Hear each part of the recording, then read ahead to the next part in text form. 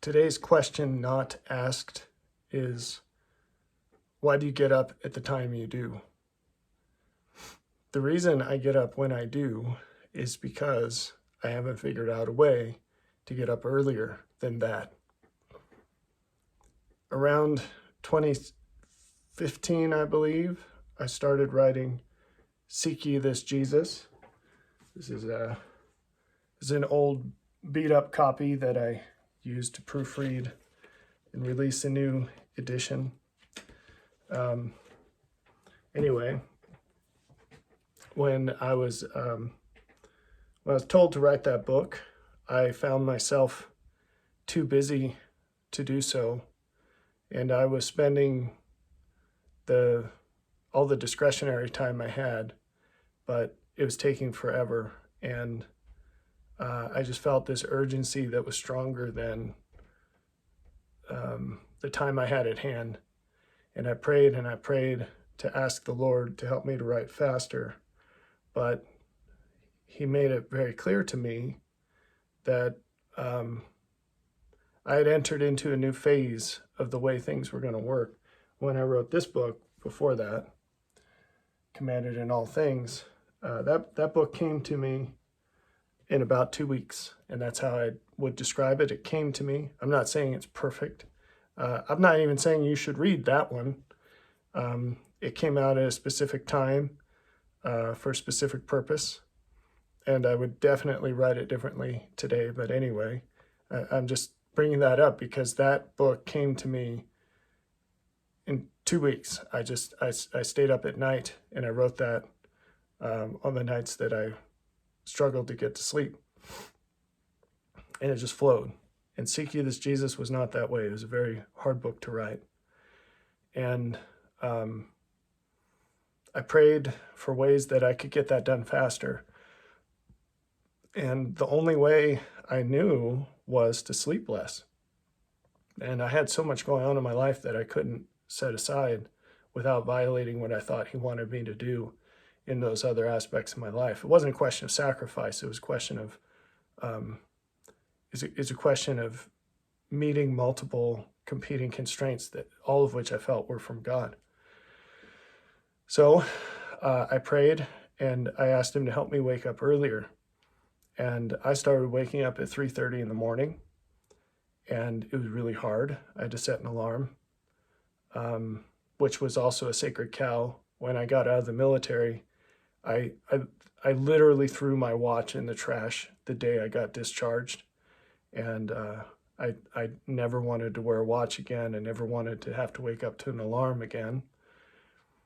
And it's not like I slept in. I naturally woke up at 6 or something, whatever, 5:30, 5, whatever. But I didn't want to deal with that anymore. I just wanted to live my life by what was important, not what someone else told me, some schedule someone else gave me. It was very important to me. And actually that wasn't for an arbitrary reason either. When other people prescribe where you're going to be and at what time, that obviously it puts constraints on what the Lord can do with you. And so I've always sought the freedom to fully align myself with whatever God would do on a blank canvas. That's what I'm trying to work towards in my life. It's been that way since I became a disciple of Christ. So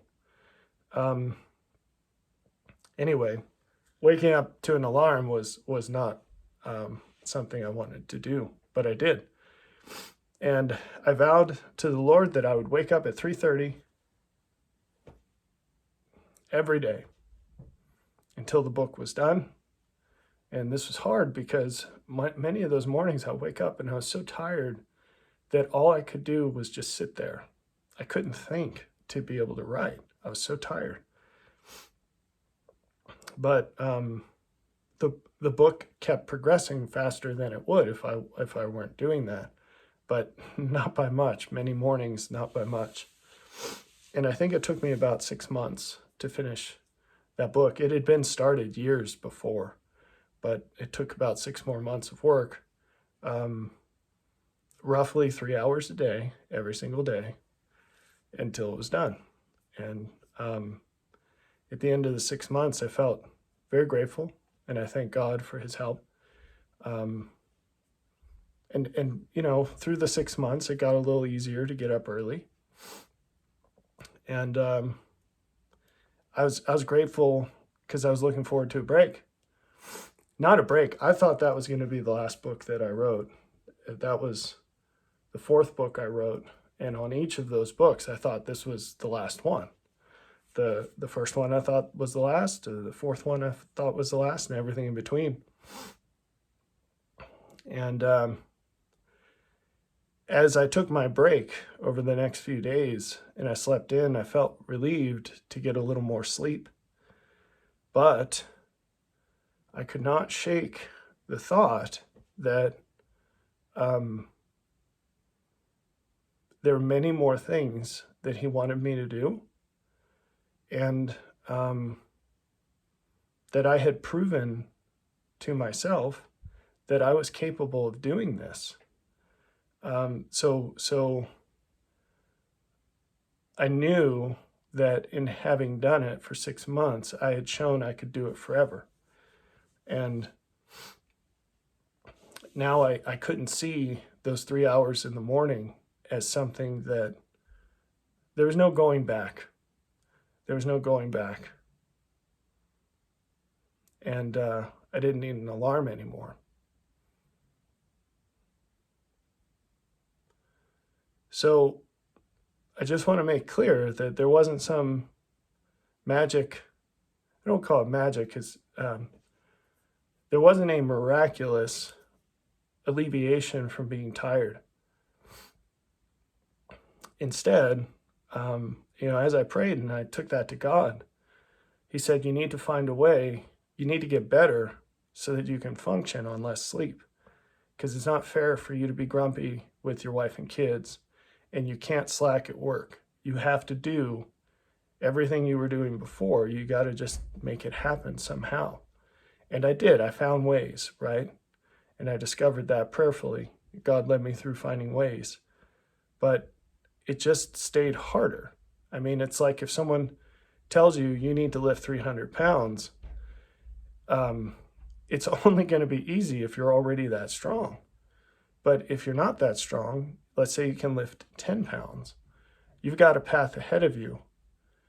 And we think of this in terms of some instantaneous change that God can effect externally upon us, where all of a sudden we're just going to be capable of lifting 300 pounds, and that can happen. It absolutely can happen. But for reasons I can't get into, it's a greater blessing from God for him to give us years to lift weights. That's a greater blessing than him instantaneously giving us a gift of being able to lift 300 pounds. And that's a deep topic, and I wish I could go into it right now. I can't. If something's hard, but it's good, it just means that it's worth all the more. It just means it's worth all the more.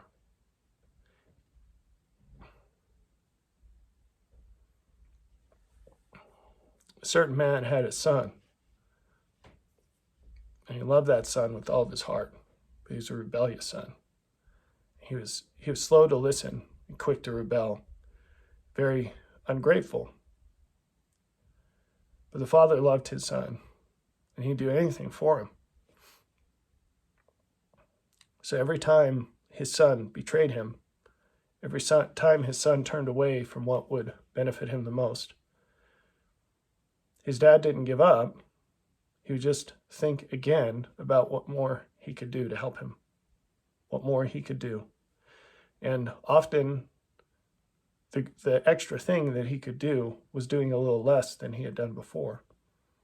And he did it intentionally in love, knowing that if the son struggled with the big things, maybe he'd have more success with the little things.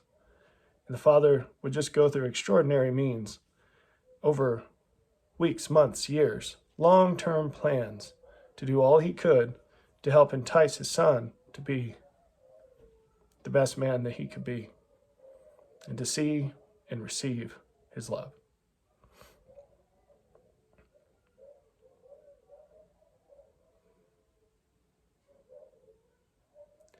As we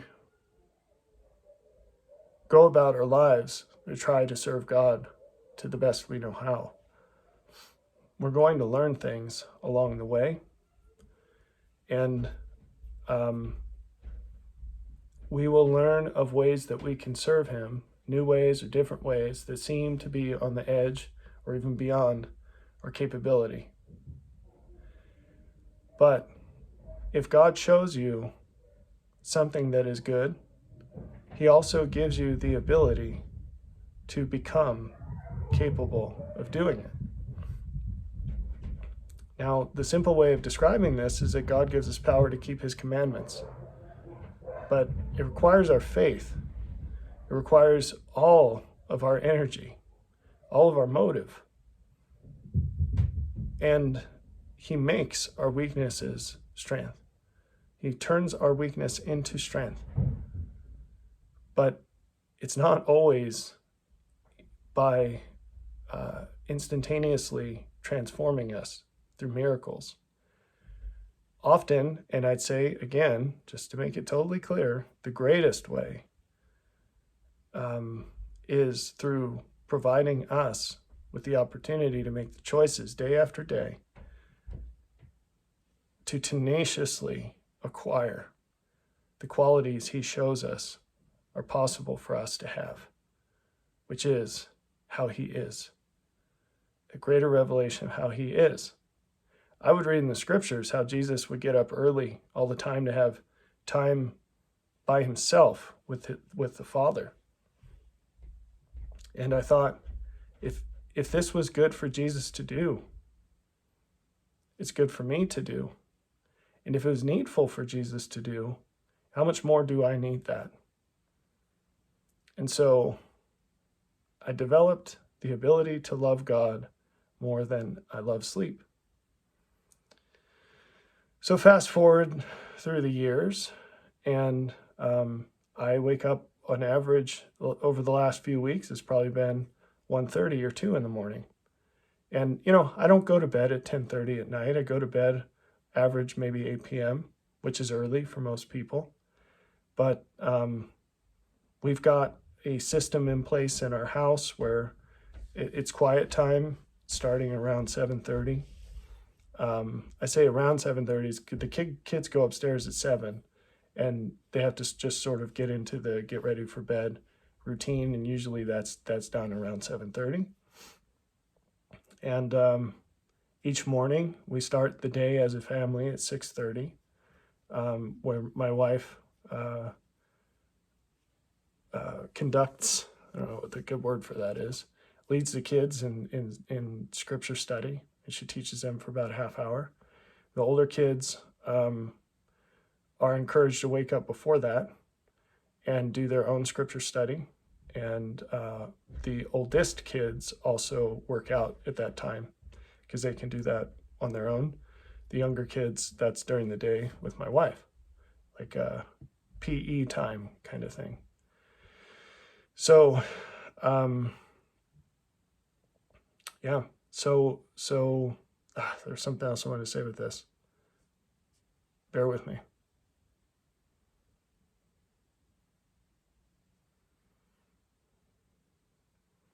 So from time to time, I sleep in till maybe 4 or 4:30. It usually only happens once a month or every other month because, like I said, I don't set an alarm. What happens is the second I wake up, instantly my mind fills with so many things from the Lord. It's like it's on drip while I'm asleep. And the second I wake up, I have like 10 pages I could write out of things that usually include mysteries that I've been praying about for 5 years, 10 years. He's just dumping these things out on me every day. And my wife, we had to find a really good mattress because I spring out of bed. I literally jump out of bed and it wakes her up. We had to find a mattress that shake so that I didn't wake her up because I literally jump out of bed every morning. The second I wake up, I jump out of bed every single day because I'm so not even excited. Like I need to get to writing this stuff and thinking about this stuff and praying. I need to get into that place. The best part of the day is when I get up, because that's when I commune with God most directly. And that's the closest thing to heaven for me right now. And I rejoice in it. So, is it hard? Yeah. I mean, I can't even tell you what it's like to be pulled like this, where figuratively speaking, my head is in the clouds, my heart is in heaven. And then every day when it's time for work, I have to somehow turn all that down so I can think about anything else. And it's like eating the best meal of your life. This is wholly inadequate as an analogy, but eating the best meal of your life, and then just after you get the tiniest little taste, the waiter comes and takes it away and shoves your face in a pile of dog poop. And that's what it's like every single day. And I love the work that I do, but it just can't compare. It's just not. There's many things I can say about this, but again, I got to cut it off. But I could tell you all about the differences and why they are that way and when it will end. Not just for me, but for everyone. But I can't talk about that right now. I have to get back to writing. And then during the day, you can bet your butt that I'm tired. I'm tired every day. Now God has given me a multitude of tender mercies, and he's given me ways to cope with it. But I'm torn between these things. And if the Lord said, if he came to me and he said, you've done this for a while, and I can see how it has an effect on each day and your body. And if you want, I can take this back. You prayed for this, but I can take it back, and you can sleep 8 hours a night for the rest of your life.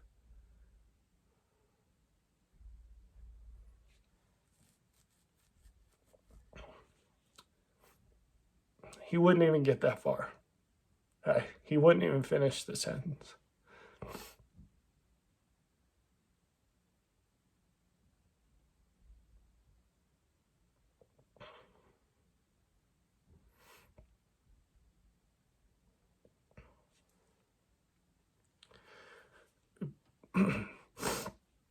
Because not only would I say no, I'd pull out the big guns. I'd pull out all the stops to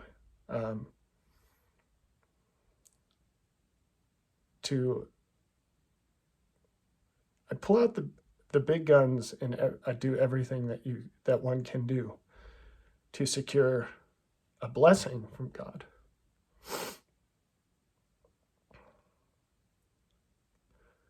So I could go into what that means, but basically I would just lay out. You see, we all have a deck of cards. I'm going to teach you a little bit about intercession now, which seek ye this, Jesus talks about intercession. So if that's a topic you're interested in, you can find that book. We all have, but what I'm about to tell you, you're not going to find in the book. This is independent. They're in parallel. We all have a deck of cards.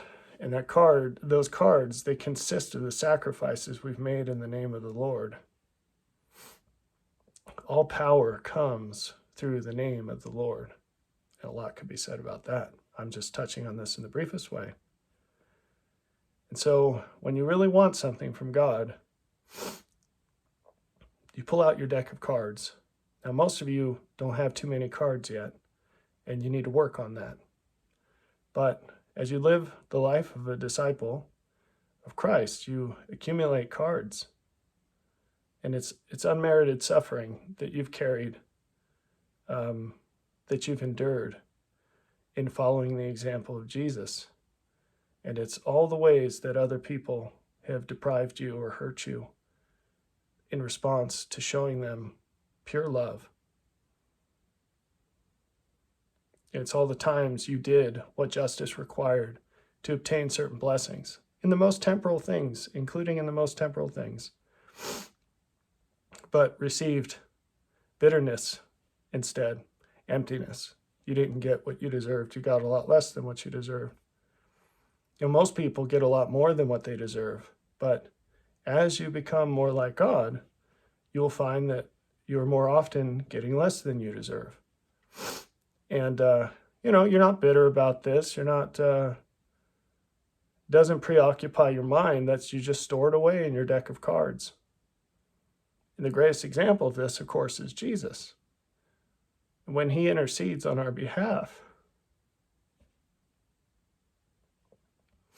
you can read in the scriptures what he says. It's powerful. It's powerful. And that's his deck of cards. And as we follow him, we accumulate similar cards.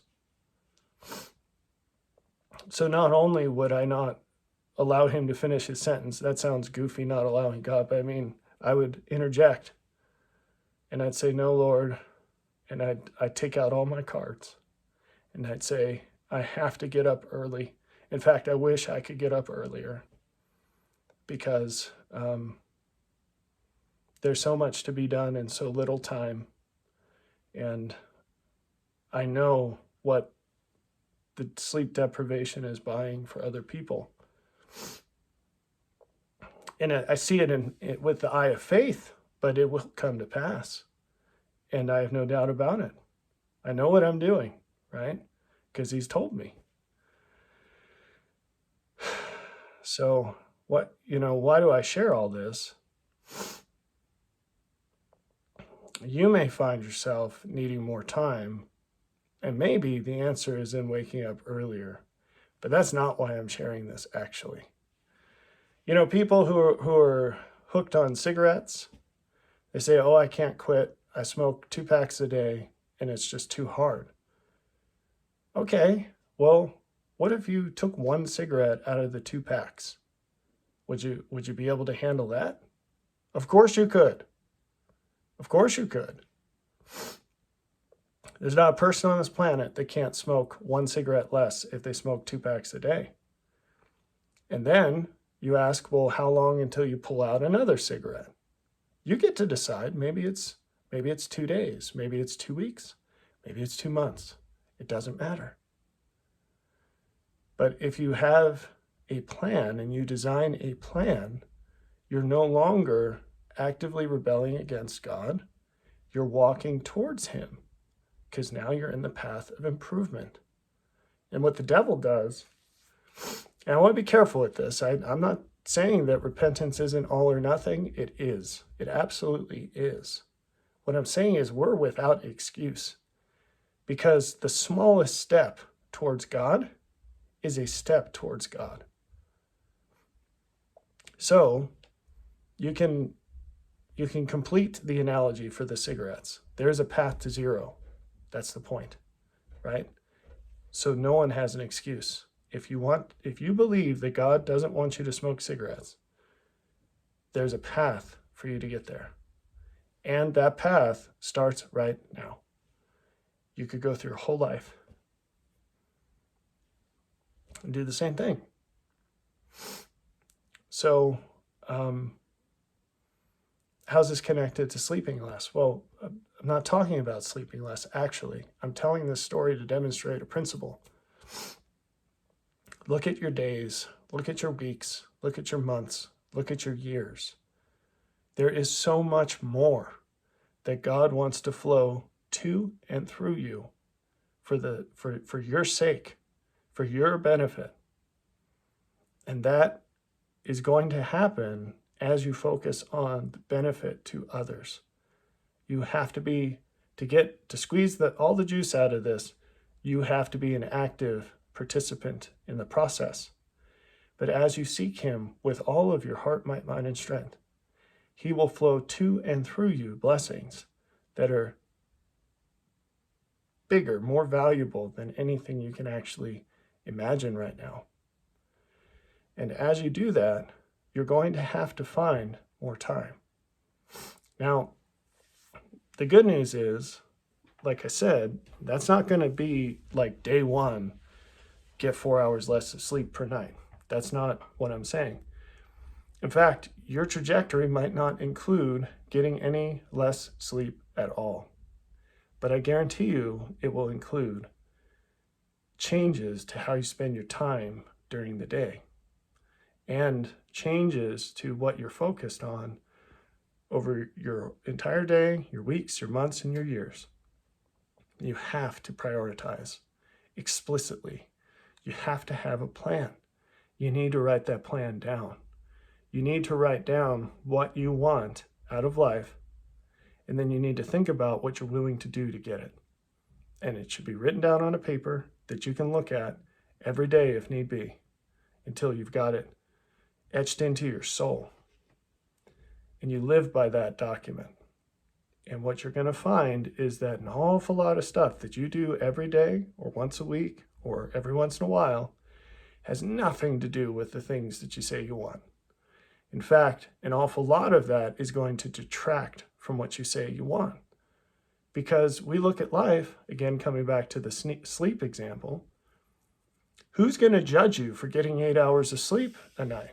Nobody. No one's going to look at you cross-eyed for that. They're going to say, well, of course you do that. Like you drink water and you eat food too. Why wouldn't you do that? Well, it's called fasting, right?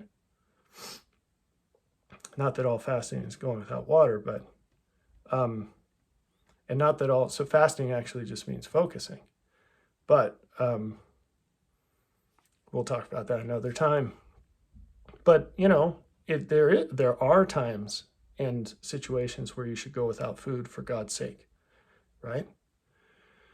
So why not sleep? But those are still extreme things. Look at your day and think about how often you're scrolling through your phone. How many minutes per day do you waste doing that?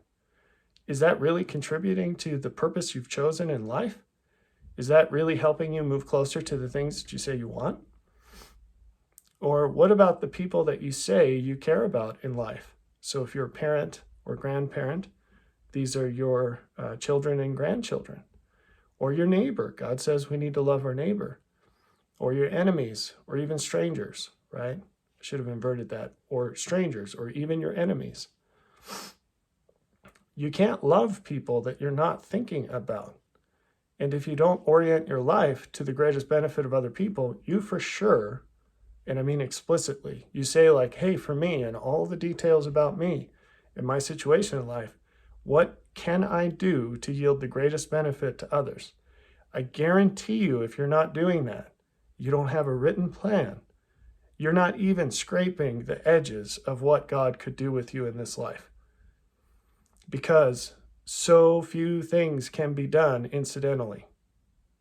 That there's almost no connection to things that you just do in the moment without thinking about it and long-term benefit. There's almost no connection between those things.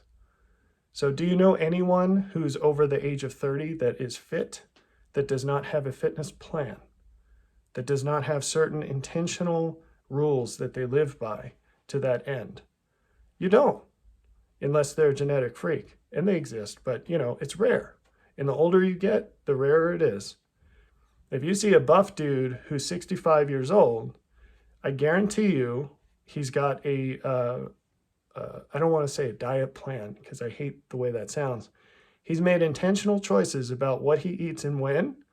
He makes intentional choices about how he exercises and that he does and when he does. I guarantee you.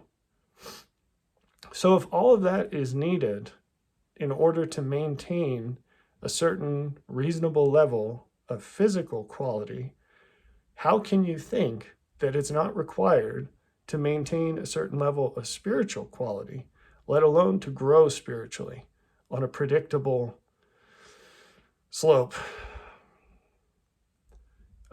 It's just not going to happen. So I'm going to drop a bomb on you right now. Are you ready? We talk all the time about fleeing Babylon, don't we?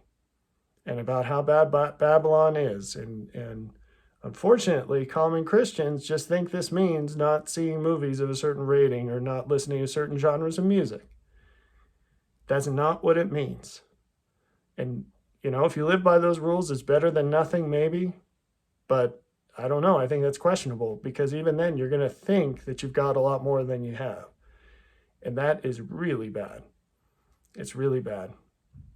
Because not only are you not engaging in much better things, you're going to turn away from much better things when they come to you, when other people bring them, because you'll think you have everything already. And that's really sad. So, here's what it actually means to flee from Babylon. I should say, here's a part of a much better definition. Escape the tendency to just do what everyone else does and start living intentionally towards improvement in all that you do. It's a simple thing. It's a very simple idea. And yet, who's going to do it? Because we're all looking for check boxes and say, if you do these 5 things and you don't do these 3 things, you've got all there is to have. It doesn't work that way. It's a process. It's a living thing. Jesus is alive. I know that because I've seen him. He's come to me many times. He's spoken to me many, many, many, many times. He's real and he's alive. And if you're going to follow him, it's going to be a process.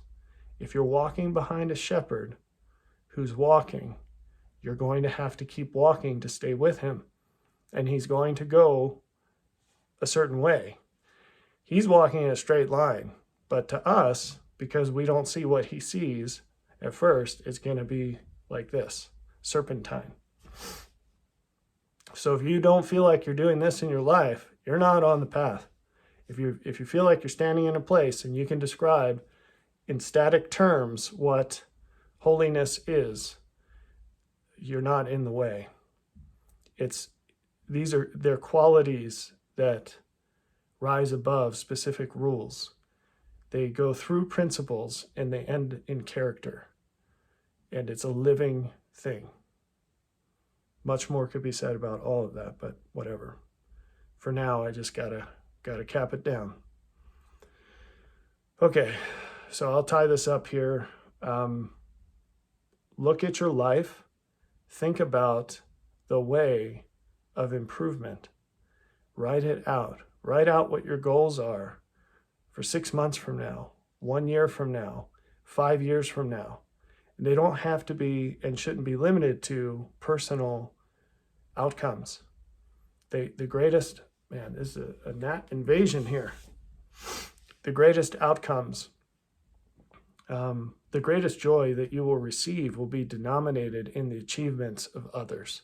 So focus on that. But in order to best serve others, you have to have something to give. That's where the personal improvement comes.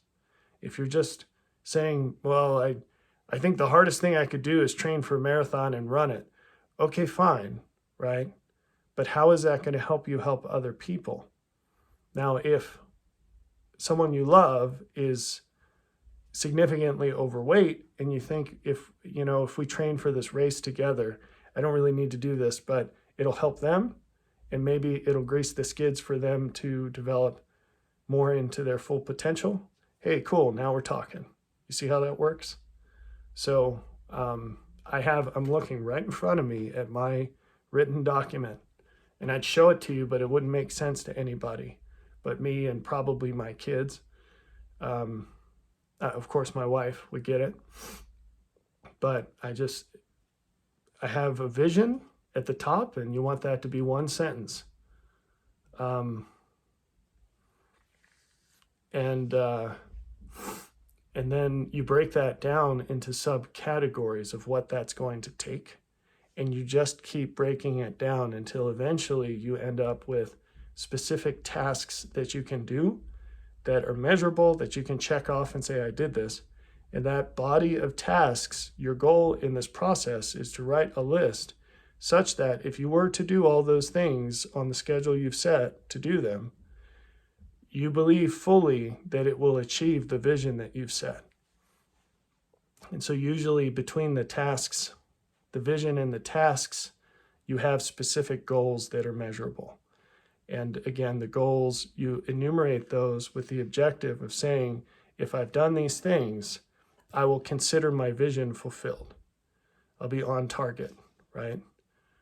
So for me, well, I don't want to get into that because I don't want to cloud or influence your process with this. But this is something that I look over frequently, and you'd be amazed at the granularity of guidance this provides in your daily life. And you'll find that if you really care about something and you put it on the list, it will provide power to strengthen you against doing things that you shouldn't be doing. And it will provide power to strengthen you to do the things that you know you need to do. I mean, after dinner on a day that I'm particularly tired, maybe I don't want to go in the garage and fix this one thing, but I know exactly where that belongs on my vision. And so I get to ask myself, well, do you really want the thing you wrote on the paper? Because if you do, you need to get off your butt and go in the garage and fix this thing. And so that's what I do. Or, I'm really tired and I really just wish I didn't have to talk to my one son about this one thing today. Well, and so part of this, I know I said I'm wrapping up, but this is what really matters. This is leaving Babylon.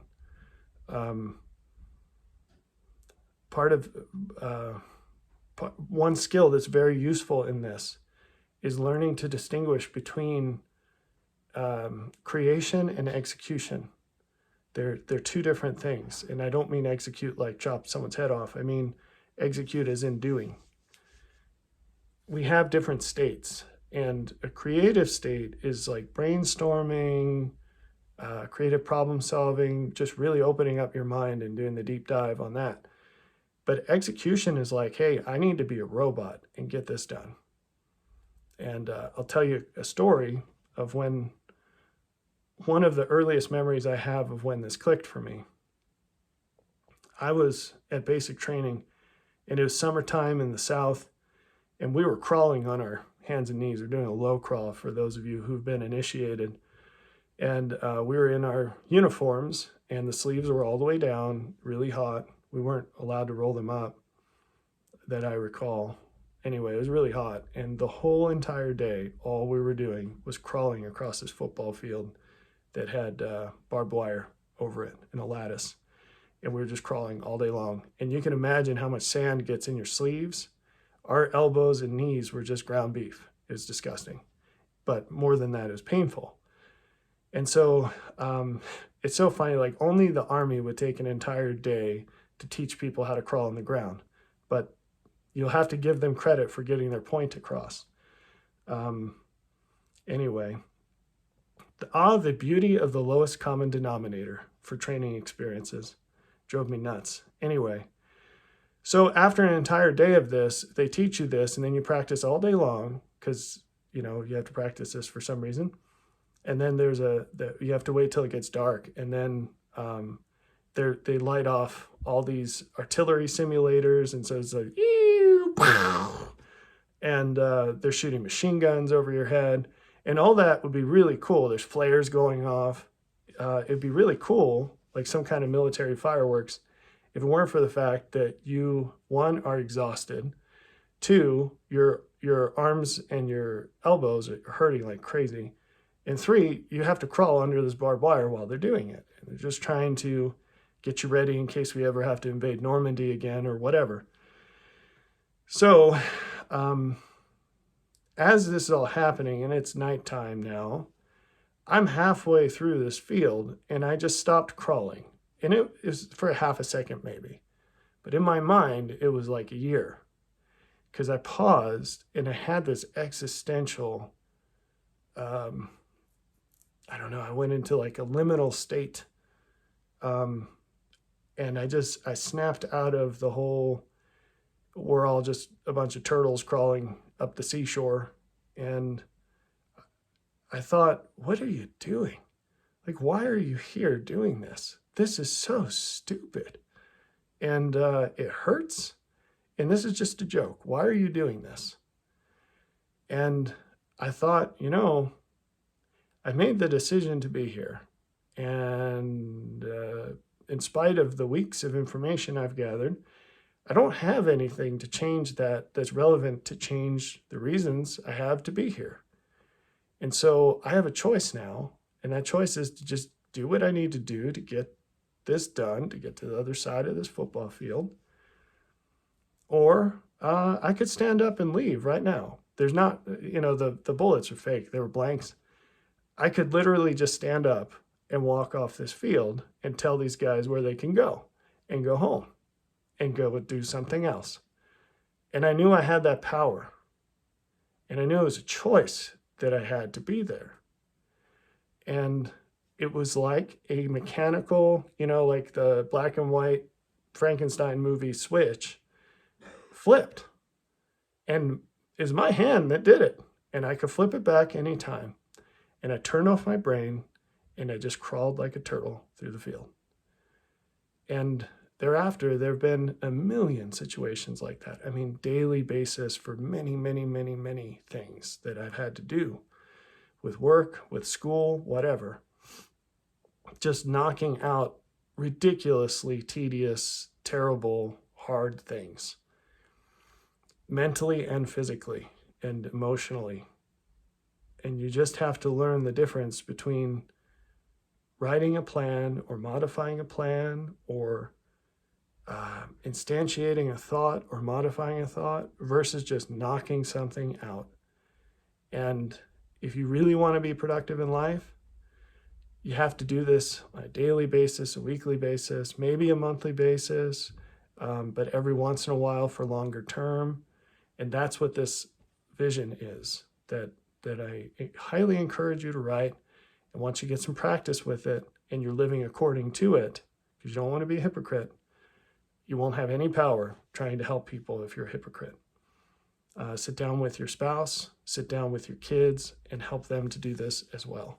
It will change your life. So masterpieces aren't made by accident. They have a design. And so if you're trying to intentionally deprive yourself of sleep just because it sounds like a good idea, 1, you're crazy. 2, it's not going to work. But if you have a purpose, if there's a meaning behind it, if there's a reason, if there's something on the other side of that tunnel that's brighter than where you came from, there's a reason to go through it. And the tunnel is going to be long. When you're on the beginning, I actually have a picture of this somewhere. I went through a tunnel when I was back in Baltimore a couple of years ago for a visit. When you're standing on the entrance, it seems really short, and it could be a warm summer day.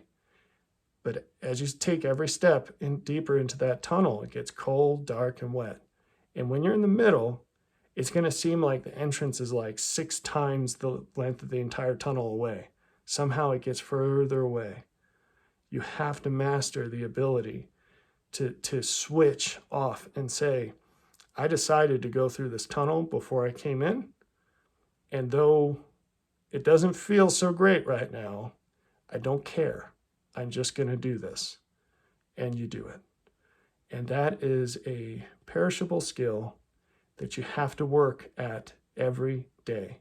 You can start your day with some Post-its. This video is sponsored, no. And you take your long-term vision, your long-term goals, your short-term tasks, you break that down. These are my priorities for the day. You start with the most impactful one. Highest impact first, all the time. And what you'll find is this frees you. You rise above the power of your day to mess with you. Because you start early with the most important thing, and no matter what happens to you for the rest of the day, that one is on the books. It can't be taken away. And what happens is, through living this way continuously, you gain such confidence that you're doing the best that you possibly can. Now, you're learning the whole time. You're getting better at getting better the whole time. But you gain such confidence that you're putting your money where your mouth is, that anxiety, depression, all these things, they just evaporate. You can't have any doubts when you're living this way. It doesn't mean you don't revisit things and change your mind and make better decisions, but you have zero guilt, ever. There's none. There's no space for it. You're living in a way where it's impossible. And the thing is that the things to do will keep piling up because that's the way life is.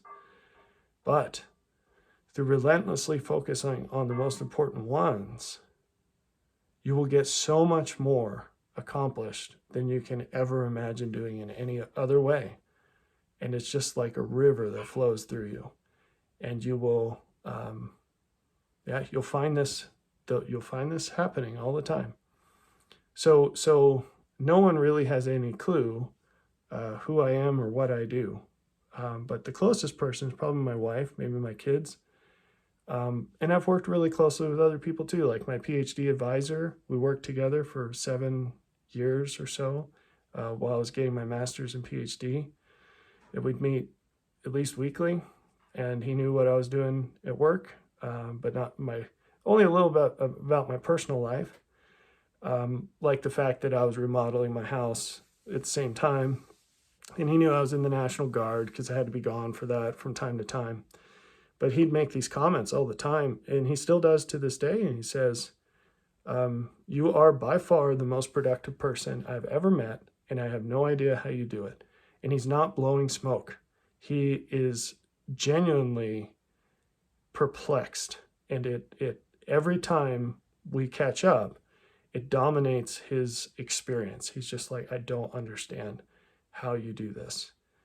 And it's a mystery. So that's the kind of productivity you can achieve by applying the things I've told you about in this video. And they're really simple things, but it takes discipline, and you really have to stick to this paradigm of making a plan, sticking to the plan, and distinguishing between editing the plan and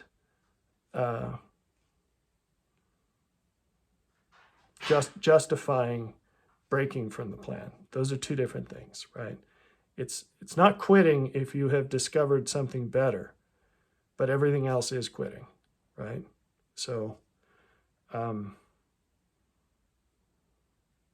when I was in high school, and if you've watched a bunch of my videos, you've probably heard me mention I have asthma. I didn't know I had asthma for a really long time, but I've had it my whole life. And in high school, I decided that I wanted to wrestle.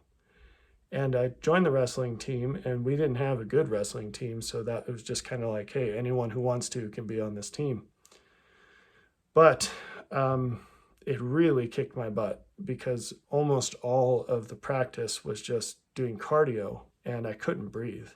But I thought I was just a fat kid. So